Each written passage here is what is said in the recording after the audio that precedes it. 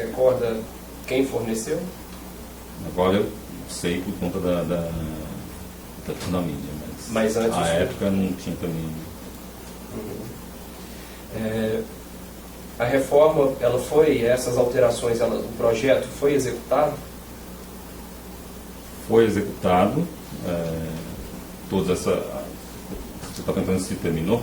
Isso, se essas. Terminou. Terminou? E terminou quando? Olha, não tenho uma data. Mas, mais ou menos, você tem? Talvez quase para o final do ano. O senhor voltou a visitar o triplex no Guarujá? Não. Não voltou? O senhor tem conhecimento se o ex-presidente ou alguém da família dele voltou a visitar o triplex? Teve uma segunda visita, que eu não sei precisar também a data, com o Dr. Léo. Eu não fui. O Roberto foi, a equipe foi. Provavelmente estivesse viajando e houve uma coordenação entre o Dr. Léo e o Roberto. Eu não lembro exatamente como foi a... Tá, mas quem foi então? O Dr. Léo, o diretor Roberto? Isso. Eu sinceramente não sei quem foi. Eu sei que o Roberto foi porque... mas eu não me envolvi na agenda. Você sabe que ele foi por quê? Não, ele foi para mostrar a evolução, né, do projeto. Para o Dr. Léo e para quem mais? E aí eu acho que nessa reunião, nessa visita estava a dona Marisa e, se não estou enganado, também o filho. Qual filho? Eu não sei. O Dr. Léo perguntou ao senhor se o senhor poderia ir nessa visita. Ele Eu não tenho lembrança disso, de ter me pedido, mas eu não fui. Provavelmente eu estava tinha outro compromisso. Quando que o senhor ficou sabendo dessa visita? Quem lhe comunicou acerca dessa visita? E quem compareceu foram a dona Marisa e o seu filho? A lembrança eu não tenho. Eu tenho agora, dado o fato, procurei saber. Mas eu não tenho a lembrança da época de ter pedido. Eu posso ter pedido para Roberto fazer a mesma organização. O senhor soube disso à época, agora buscou mais detalhes, é isso? Eu não sei se eu fui envolvido à época, porque também estava com outro compromisso. O doutor Léo fazia contatos direto com o Roberto ou você passava por esses contatos? Eu passava por esses contatos. Apesar de o Dr. Léo ter liberdade com outros diretores também para poder fazer o contato direto. Então, era normal o contato com o Roberto direto? Não, é mais normal ter o contato comigo. Então eu acho que, apesar de estou aqui, dado o histórico, é bem provável que eu tenha pedido ao Roberto se entender lá com o Dr. Léo para organizar a segunda visita. Perfeito. O senhor disse que eles foram lá para acompanhar a evolução da obra. Isso. Por que eles foram acompanhar a evolução da obra, o senhor sabe? Não sei dizer. Não sei dizer. Certo. Em relação aos outros empreendimentos da... Só uma questão, desculpa. O senhor sabe se, em decorrência dessa visita, houve alguma demanda específica na obra? Também não sei dizer. O senhor sabe se foi depois dessa visita que foi instalado o elevador? Sim, foi depois. E Como surgiu essa demanda do elevador? Eu não sei se foi... Eu não participei da reunião, na hora da visita. Tampouco falei com o Dr. Léo sobre a visita. Tenho vaga lembrança, assim, em relação ao próprio retorno do Roberto, das pessoas que nem tenho aqui de cabeça quem foi nessa reunião, nessa visita. Novamente, do meu ponto de vista, eu estava muito preocupado só com a questão de poder comercializar, se porventura fosse comercializar, a questão de custo. Não estava acompanhando o projeto, até porque, só para dar um exemplo, né, do que estou falando, a gente vai lançar um projeto novo, tem uma linha lá que é uma linha para fazer o stand decorado. O que vai lá dentro, se o cara está colocando uma pia de ouro, ou se não está colocando pia, não entro nesse detalhe. Mas nunca foi o meu foco. Então, não tinha muito detalhe, nem um pouco de curiosidade em relação ao que estava sendo feito lá. Sabia que tinha um projeto. O Dr. Léo, né, não tinha falado nada em relação feito nenhum comentário negativo ou positivo, simplesmente tinha sido proposto. Eu tinha segurança porque eu confiava em Roberto que o negócio estava dentro daquilo, né, que ele sabe que eu ia cobrar depois. Certo, mas esses apartamentos decorados que o senhor falou, né, que podia ter, né, o senhor não se importava se tinha pia de ouro ou não tinha pia, eles eram aqueles apartamentos feitos, né, apartamentos para demonstração para os clientes? Tem isso, e também por conta de algumas situações especiais, não era até 2013, eu acho que já não estava mais sendo feito isso, mas em 2014, dado o momento que a gente não estava conseguindo vender muita coisa, principalmente em algumas localidades, a gente começou a ter uma estratégia um pouco diferente para algumas unidades. Então, mobiliar e vender, capturando o valor não só da reforma, como também capturando um preço maior para o todo. Certo. Então, isso foi feito. Tá, em relação a essas duas hipóteses, vamos tentar entender melhor as duas. Primeiro, um apartamento padronizado, né, para os clientes visitarem. Ele normalmente é feito em unidades, né, considerando empreendimentos que têm unidade de um pavimento e outros 2 pavimentos, 3 pavimentos, normalmente é feito em qual unidade? De pavimento único ou o apartamento padrão para visita dos clientes é o duplex ou o triplex? Olha, não tem essa... Acho que a estratégia nunca teve passar por isso. É muito das unidades que tem, fazendo assim, uma avaliação. Em geral, se investe lá para deixar o apartamento mais bonito. O senhor tem conhecimento de algum apartamento padrão triplex que foi feito pela OAS? Não tinha. A gente, eu acho que foi o único triplex que tinha foi nesse projeto. Nesse projeto, certo? Ontem nós conversamos com o Dr. Carminho, o Dr. Ricardo, em Passaí. Eles colocaram para a gente que esses apartamentos decorados, eles normalmente são apartamentos de baixa liquidez do primeiro andar do prédio para receber algumas visitas. E isso foi confirmado hoje também pelo Dr. Roberto.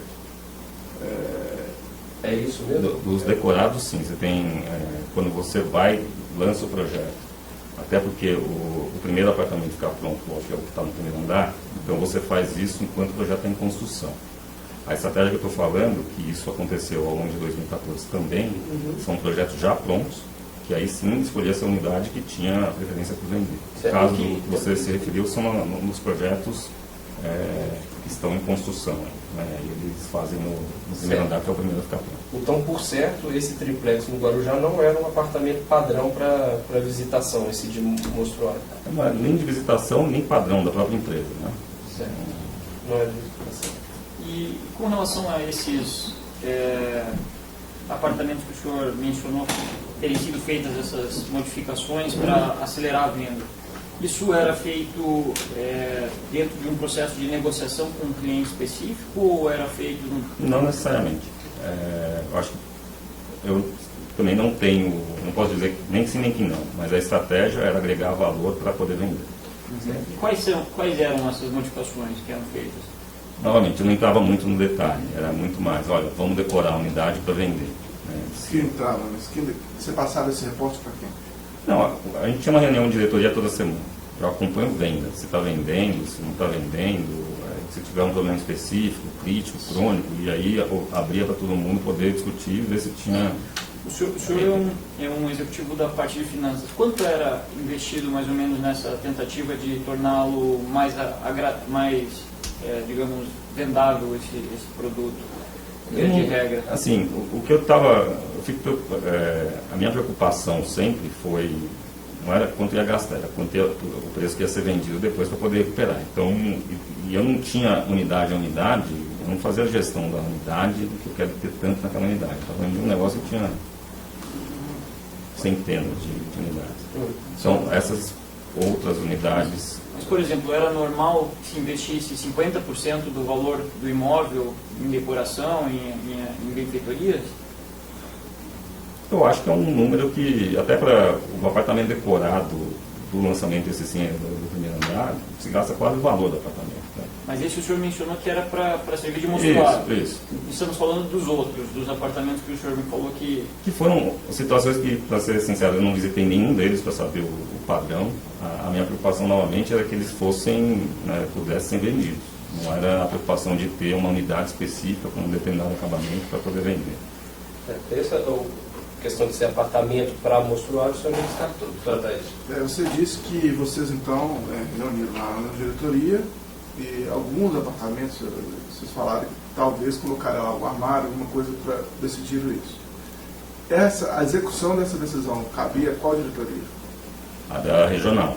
Quem era o diretor regional? Não, eu estou falando de outras diretorias que tiveram essa experiência. Estou lembrando aqui que em Brasília propuseram fazer, não era triplex, era um outro tipo de unidade, mas o projeto lá, que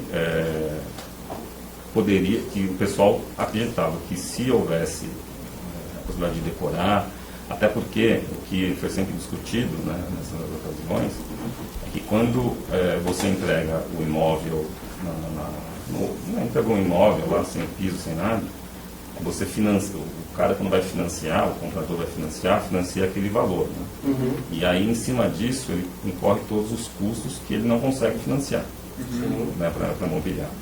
Então, dentro dessa estratégia de poder mobiliar, era poder agregar o valor à unidade para que o próprio facilitar o financiamento. O próprio cliente conseguisse o funding para pagar isso aí. Tá. Você me falou da diretoria regional de Brasília. Isso.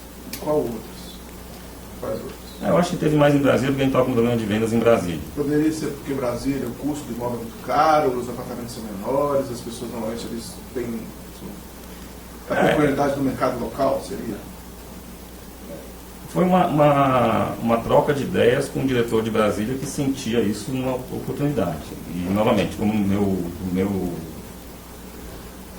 na minha visão, eu não tinha preocupação se ele estava gastando mais ou menos, eu estava preocupado se ele estava dando o resultado esperado, então o meu acompanhamento era com base nisso. Aí vocês fizeram em Brasília... Só por uma questão bem pontual, isso em Brasília ocorreu com relação a uma unidade ou a várias unidades? Houve uma estratégia, né? Então eu discuti a estratégia, falei, olha, vou levar em frente. É lógico que essa estratégia sempre, eu não estou recordando, tem um orçamento também, não é para mobiliar todas as unidades, porque tem risco também associado. Mas foi feito, né? Não foi assim, pedido, vamos mobiliar essa unidade, não sei nem dizer quantas unidades. Eram algumas unidades. Foi mais de um. Uma estratégia comercial. Foi uma estratégia comercial, eu não entendo. Genérica, em Brasília. Não era um apartamento específico A, B ou C, era um conjunto de apartamentos de um determinado A empreendimento. gente tinha um problema de vendas em Brasília muito grande. Não só de venda, como de uma oferta muito grande de apartamentos, não da Oeste. O mercado estava super ofertado. E com isso estava ocorrendo muito distrato de unidade e também muito desconto no mercado. Então, a gente tinha que buscar alternativas. E entre elas, não foi a única estratégia, mas passava também por mobiliar algumas unidades e colocar para dentro. Essa estratégia foi utilizada também em São Paulo? Em São Paulo, não tenho lembrança. Essa mobília lá em Brasília, voltando um pouquinho antes de entrar nos mercados, contemplava o quê? Sabe, contemplava cama, por exemplo? Não sei dizer. Eletrodomésticos? Não sei dizer o detalhe. Então, essa estratégia não foi utilizada em São Paulo? Eu não tenho lembrança. A lembrança que eu tenho é que a discussão em torno dessa estratégia veio inicialmente da diretoria de Brasília. Perfeito.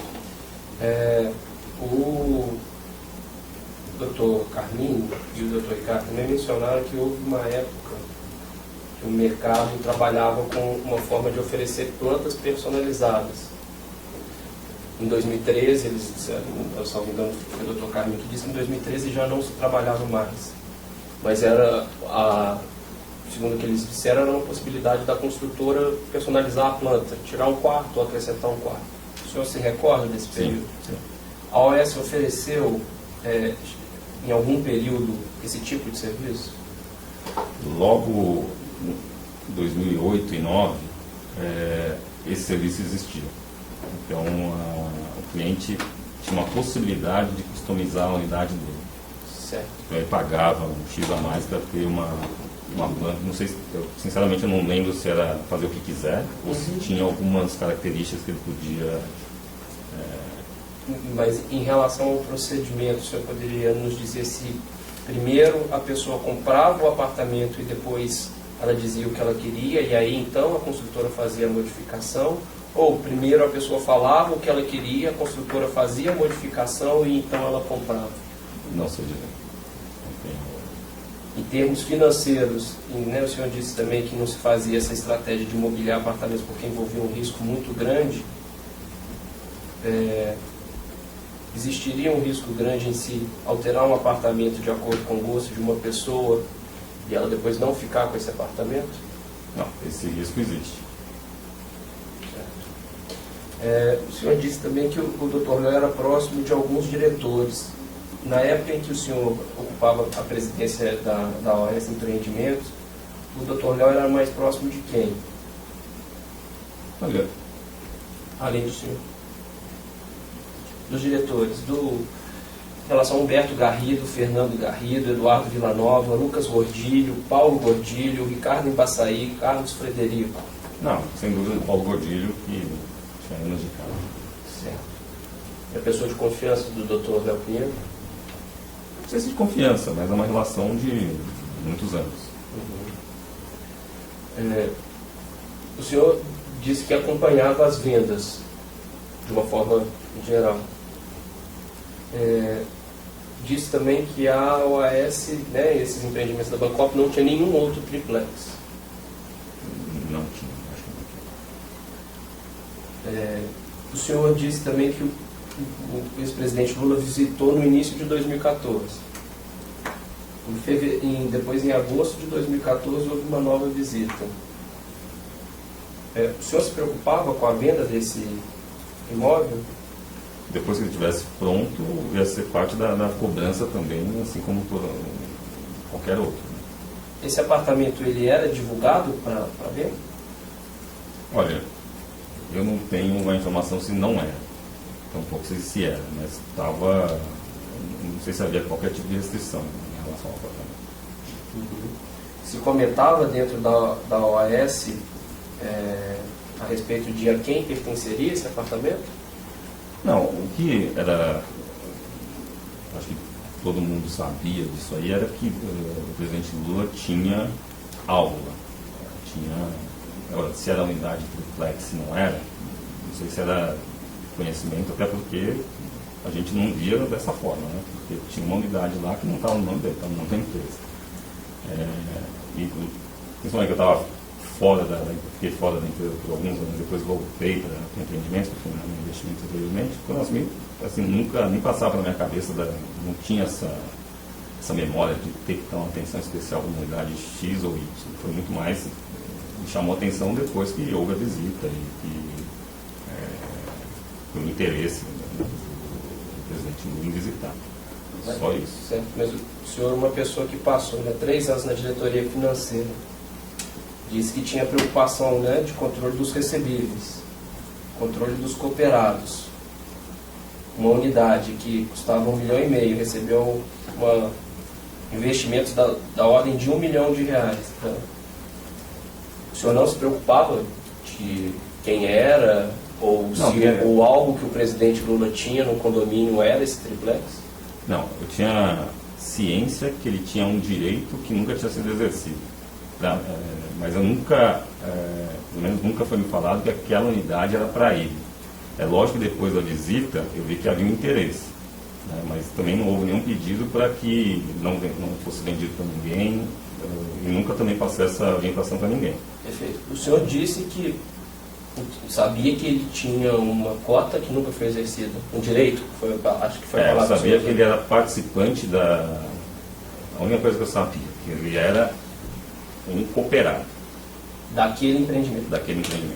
Essa é a informação que eu sabia, que eu tinha. Né? O senhor anteriormente nos disse que os cooperados, no momento em que o empreendimento foi assumido pela OAS, só tinham 2 opções. Ou desistir, ou continuar pagando as parcelas. Não, as opções não são essas. Ou ele faz a opção pela unidade, e com isso ele está... Né, ele tem que complementar o pagamento? Ele assina ele vira cliente, sim, então tem um complemento a ser pago, ou ele precisa se manifestar para ele ser ressarcido. Isso. São as duas opções. E que havia um prazo. E que havia um prazo. Certo. O senhor disse que até então não tinha sido exercido esse direito Não foi exercido o pelo direito. ex-presidente Lula. É isso. E o senhor não se preocupou com isso? Eu não tinha essa preocupação porque a unidade a qual ele tinha direito, se não estou enganado, foi vendida. Foi vendida. A unidade que ele estava contratado, a unidade foi, novamente, foi colocada à venda porque ele não tinha exercido esse direito de permanecer com a unidade dele, e essa unidade foi vendida. Então ele não tinha mais vinculação com o empreendimento. Com o empreendimento, o que ele tem é o direito do crédito dele, né, que ele tem um procedimento para esse crédito ser ressarcido pela OAS. E por que a OAS não tomou nenhuma providência em relação a isso? Porque é que nem um cartão telefônico que você compra que vale R$20. Se você usou R$10, a telefônica não te liga para gastar os outros 10, para vir buscar o ressarcimento. No nosso caso é exatamente a mesma coisa. Ele tem um direito de receber. Se ele não veio buscar, a gente não bateu na porta dele para pagar. Então a situação de hoje é essa. Mas até o cartão telefônico tem um prazo, né, para você usar o crédito, né? Senão você perde. O contrato não prevê. O contrato não tinha prazo para exercer o direito? Tem um prazo para exercer, mas também não sei se o contrato fala o que acontece se ele não exerce o direito de ser ressarcido em determinado preço. O que os senhores fizeram com os outros cooperados que não fizeram a opção? Eu acho que a grande parte dos cooperados que não exerceram a opção e que nos procuraram, a gente ressarciu. Sem eles manifestarem? Não, com a manifestação deles. Então eles manifestaram. Não. O relacionamento só com a empresa começa com a manifestação. Então, para aqueles que se manifestaram, por uma alternativa ou por outra, eles abriram relacionamento com a OAS para poder ser ressarcido. Mas então o ex-presidente Lula, se não tinha feito a opção, ele não tinha relação alguma com a OAS? Formalmente não, ele tinha. Formalmente não tinha um direito. A unidade ele não tinha mais o direito. Né? Acho que é uma relação que formalmente ele tinha perdido o direito pela questão do prazo. Ele não tinha perdeu o direito à unidade, o direito à unidade. Mas em relação ao crédito dele, eu não tenho detalhe, mas eu não acredito que tenha por contrato